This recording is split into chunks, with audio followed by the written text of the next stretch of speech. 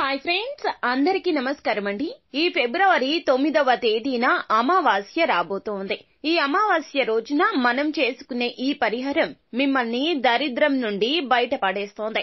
ఎన్నో ఇబ్బందులతో బాధపడుతూ కుటుంబంలో అలజడులు ఉంటూ ఇబ్బందులు పడుతూ కష్టాల ఊబిలో కొట్టుమిట్టాడుతూ అప్పుల బాధలతో సతమతం అవుతున్న మీకు ఈ పరిహారం ఎంతో ఉపయుక్తంగా ఉంటుంది. ప్రాచీన పరిహారం రాత్రి 7 గంటల తర్వాత చేయవలసిన అతి ముఖ్యమైన పరిహారం. ఈ అమావాస్య తిథి నాడు మాత్రమే చేయాల్సిన పరిహారము. పూర్వీకులు చెప్పిన ఈ పరిహారం పాటిస్తే మీ మీద ఉన్న నరదిష్టి ఇట్టే తొలగిపోతుంది. అయితే ఈ యొక్క పరిహారం ఎక్కడ చేయాలో మీకు తెలుసా? గ్యాస్ స్టవ్ పక్కన చేయాల్సిన పరిహారం. గ్యాస్ స్టవ్ కు లక్ష్మీదేవికి ఎంతో అవినాభావ సంబంధం ఉంటుంది. గ్యాస్ స్టవ్ దగ్గర మనం చేసే ఏ పరిహారం అయినా కూడాను ఖచ్చితంగా ఫలితం కలగచేస్తుంది. గ్యాస్ స్టవ్ ని మనం ఎంత పరిశుభ్రంగా ఉంచుకుంటే, వంట గదిని ఎంత పరిశుభ్రంగా ఉంచుకుంటే లక్ష్మీదేవి ఆగమనం అంత త్వరగా సిద్ధిస్తోంది. అయితే రాత్రి 7 గంటల తర్వాత వంట గదిలో గ్యాస్ స్టవ్ పక్కగా మనం చేయాల్సిన ఆ పరిహారం ఏమిటో ఇప్పుడు మనం ఈ వీడియోలో సంపూర్తిగా సవివరంగా తెలుసుకుందాము. గుర్తు పెట్టుకుని ఈ అమావాస్య తిథి నాడు మీ గ్యాస్ పొయ్యి పక్కన ఇలా చేయండి. కష్టాలు తొలగిపోయి కోటీశ్వరులు అవ్వడం ఖాయం. ఇప్పుడు మనం ఆ వివరాలు తెలుసుకుందాము. వీడియోని పూర్తిగా చూసేయండి. అప్పుడే మేం ఏం చెప్పబోతున్నామో మీకు పూర్తిగా అర్థమవుతుంది. వీడియో గనక మీకు నచ్చినట్లయితే గనక లైక్ చేయండి. మీ లైక్ మాకెంతో సపోర్ట్ అండ్ ఎంకరేజ్మెంట్ గా ఉంటుంది. ఇక మనం ఏ మాత్రం ఆలస్యం చేయకుండా వీడియోలోకి వచ్చేద్దాము. ఈ అమావాస్య సాధారణమైన అమావాస్య కాదు. అయితే ఈ అమావాస్య రోజున మనం చేసే పరిహారాలు కూడా అసామాన్య ఫలితాలు ఊహించని విధంగా కలగచేస్తాయి. అమావాస్య రోజున మనం ఏ పరిహారం చేసినా లక్ష్మీదేవి అనుగ్రహాన్ని పొందగలమట. ఇది జ్యోతిష పండితుల మాట. అయితే ఈ రోజున వంట గదిలో గ్యాస్ పొయ్యి పక్కన మనం చేయాల్సిన పరిహారం ఏమిటో ఇప్పుడు తెలుసుకుందాము. వంట గది ఇలా ఉంటే లక్ష్మీదేవి కటాక్షం తప్పక మనకి సిద్ధిస్తుందట. లక్ష్మీదేవి మన ఇంట్లో స్థిరంగా ఉండిపోవాలంటే మనం వంట గదిలో చిన్న చిన్న జాగ్రత్తలు తప్పక పాటించాలి. ఎక్కడ పరిశుభ్రత ఉంటుందో అక్కడ లక్ష్మీదేవి స్థిరంగా ఉంటుందని జ్యోతిష పండితులు చెప్తూ ఉంటారు. అయితే వంట గదిని మనం లక్ష్మీదేవికి నిలయంగా భావించాలి. నిజానికి శాస్త్ర ప్రకారం దేవుడి గది కంటే కూడాను వంట గదిని శుభ్రంగా ఉంచుకోవాలట. వంట గది ఎలా ఉంచుకోవాలో, ఎలా ఉంచుకోరాదో కూడా మనకి శాస్త్రం స్పష్టంగా చెప్తుంది. వంట గదిని శుభ్రంగా ఉంచుకోవాలి. వంట గదిలోని పోపుల డబ్బాలో నుంచి మంచి సుగంధ ద్రవ్యాల వాసన ఎల్లప్పుడూ వెదజల్లుతూ ఉండాలి. ఆయుర్వేద పరంగా కూడా ఇది మనకి ఆరోగ్యాన్ని కలగచేస్తోంది. మనకు కలిగే చిన్న చిన్న రోగాలు అన్నింటినీ తొలగించడానికి సహాయపడుతోంది. పోపుల పెట్టె ఎప్పుడు కూడా పురుగులు పట్టకుండా జాగ్రత్తగా ఉంచుకోవాలి. ఇలా పురుగులు పడితే గనక అష్ట ఐశ్వర్యాలు కోల్పోయే అవకాశం ఉంటుంది. అలాగే ముఖ్యంగా వంట గదిలో షింకును పరిశుభ్రంగా ఉంచుకోవాలి. సింక్ జిడ్డుగా జిగురుగా అయిపోయి సామాన్లతో నిండిపోయి ఉండరాదు.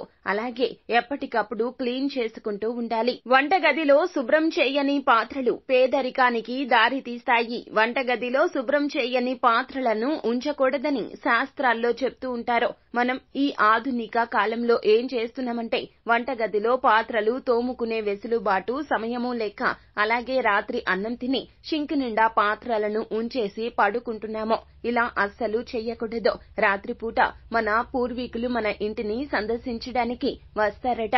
ఇలా ఎంగిలి పాత్రలతో నిండి వంటగది ఉంటే గనక వారు మనల్ని దీవించకుండానే వెళ్లిపోతారట.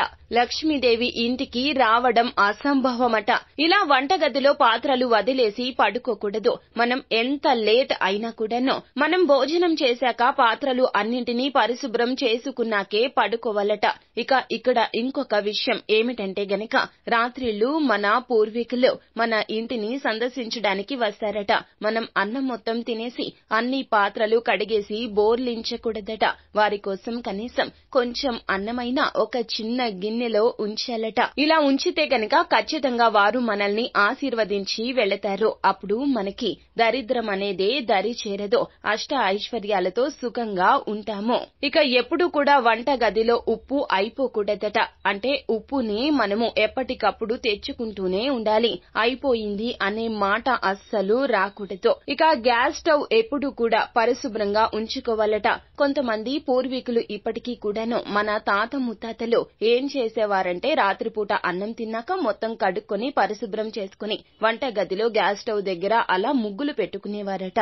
ముగ్గులు పెట్టుకోవాల్సిన అవసరమైతే లేదు కానీ మనం చాలా వరకు కూడాను పరిశుభ్రంగా శుభ్రంగా తుడి చేసుకుని పాత్రలు ఎక్కడివక్కడ సరిగ్గా పెట్టేసుకుని పడుకుంటే సరిపోతుంది. ఆధునిక కాలంలో మనము బద్ధకం ఎక్కువయ్యో లేకపోతే చేసే ఓపిక లేకో ఇలా చేస్తుంటాము. ఇలా అస్సలు చెయ్యొద్దు. ఇంకొంతమంది చేసేటటువంటి పెద్ద తప్పు ఏమిటంటే గనక వంట గదిలో గ్యాస్ సిలిండర్ల మీద తేదీలు రాస్తూ ఉంటారు. ఇది శాస్త్రానికి విరుద్ధం.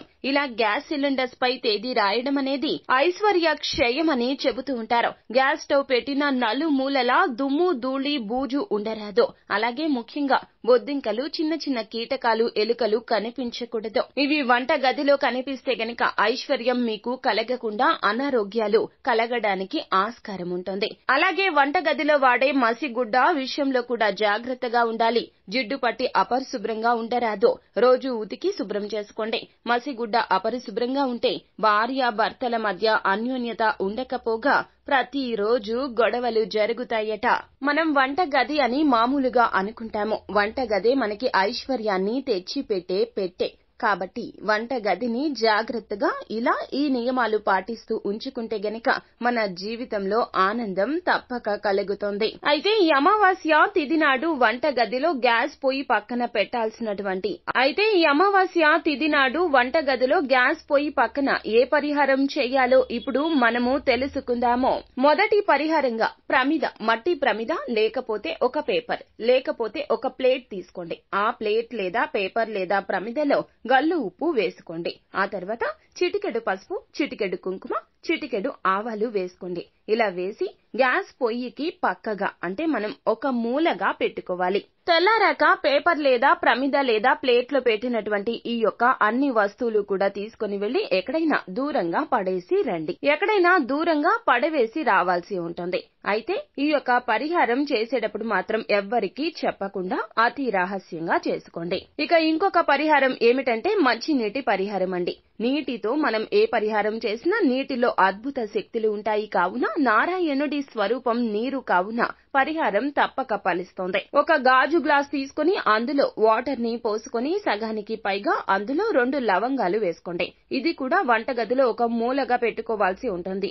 మూలల్లో మాత్రమే పెట్టుకోండి. ఎందుకంటే ఎక్కడైనా తగిలితే పడిపోతుంది. కావున పడితే పరిహారానికి ఫలితం దక్కదు. కావున అయితే ఈ 2 పరిహారాలు కూడా మనం సాయంత్రం 7 గంటలు దాటాక మాత్రమే చేయాల్సి ఉంటుంది. రహస్యంగా చేసుకోవాల్సి ఉంటుంది. నీటిని మాత్రం కింద తొణకనివ్వకుండా మూలగా పెట్టుకోవాల్సి ఉంటుంది. పెట్టే ప్లేట్ లేదా ప్రమిద లేదా ఫస్ట్ పరిహారం ఏదైనా కూడా మనం చేసేటప్పుడు మొదటి పరిహారమైనా రెండవ పరిహారమైనా కూడా మూలల్లో మాత్రమే పెట్టుకోండి. తెల్లవారగానే ఎవ్వరూ నిద్ర లేవకముందే దానిని తీసుకుని వెళ్లి ఎక్కడైనా సరే దూరంగా పారే నీటిలో కావచ్చు, ఎవరు తొక్కని ప్రదేశంలో కావచ్చు, లేదా షింకులో కావచ్చు పారబోసేయండి. ఇలా చేస్తే గనక ఇంట్లో ఉన్న దరిద్రం మొత్తం తొలగిపోతుంది. వంట గదిలోనే దరిద్రం ఉంటుంది. కావున ఇప్పుడు మనం చేసిన ఈ 2 పరిహారాలు కూడాను నరశక్తిని, నరదిష్టిని, చెడు నెగటివ్ ఎనర్జీని ఆకర్షించేసుకుంటాయి. ఇక ఇంట్లో ఒక పాజిటివ్ వైబ్రేషన్ వస్తుంది. లక్ష్మీదేవి ఆగమనం కలుగుతుంది. ఈ అమావాస్య తిథి నాడు ఈ 2 పరిహారాలు చేయండి. ఒకదాని తర్వాత ఒకటి 2 పరిహారాలు చేసినా పర్వాలేదు.